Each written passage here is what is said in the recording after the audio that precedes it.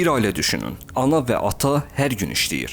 Ayın sonuna çatmağa çalışır. Uşağın məktəb xərcləri, geyimi, yeməyi, dərmanı, kommunal ödənişlər. Qiymətlər artır, xərclər artır. Amma gəlirlər çox zaman eyni qalır. Belə bir vaxtda insanlar uşaq pulu tələb edirsə, bu tənbəllikdir. Yoxsa insanların artıq çətinlik içində yaşamasının nəticəsi. Deputat Günay Ağamalının uşaq pulu ilə bağlı səsləndirdiyi fikirlər ciddi müzakirə yaradıb. Gəlin baxaq. İnsanlar niyə illərdir uşaq pulu istəyir? Milli Məclisin deputatı Günay Ağamalı qeyd edib ki, bugün sosial müavinətlər müxtəlif adlar altında verilir və uşaq pulunun tətbiq olunması insanlarda müəyyən asıllıq və ya tənbəllik yarada bilər. Deputatın fikrincə, insanları nələrdənsə asılı vəziyyətə salacaq imkanlar yaradılmamalıdır və insanları əməyə alışdırmaq lazımdır. Amma bu fikirlər cəmiyyətdə bir mənalı qarşılanmadı, çünki insanların verdiyi əsas sual fərqlidir. İnsanlar soruşur, onsuz da işləyən, əmək bazarında olan, səhərdən axşama qədər çalışan valideynlər niyə övladlarını böyütmək üçün əlavə dəstək istəməsin? Bugün bazara gedən hər kəs qiymətlərin necə dəyişdiyini görür. Ərzaq məhsulları, geyim, məktəb ləvazimatları, dərmanlar, nəqliyyat xərcləri, kommunal ödənişlər. Demək olar ki, hər istiqamətdə ailələrin üzərinə düşən yük artır. Bir uşağın böyüdülməsi sadəcə qida almaqdan ibarət deyil.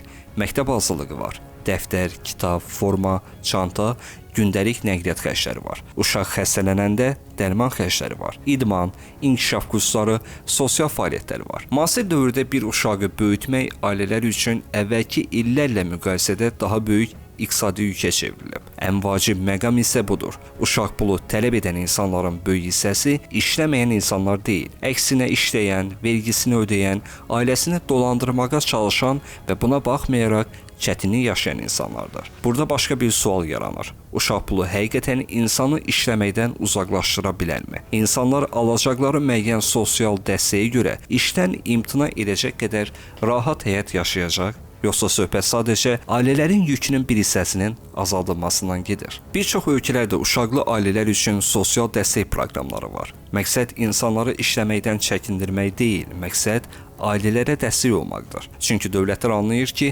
uşaqların sağlam böyüməsi, təhsili və rifahı gələcəyin investisiyası hesab olunur. Azərbaycanda da insanlar uzun illərdir uşaq pulu məsələsini gündəmə gətirir. Sosial şəbəkələrdə, ictimai müzakirələrdə, müxtəlif platformalarda bu tələb davamlı şəkildə səslənir.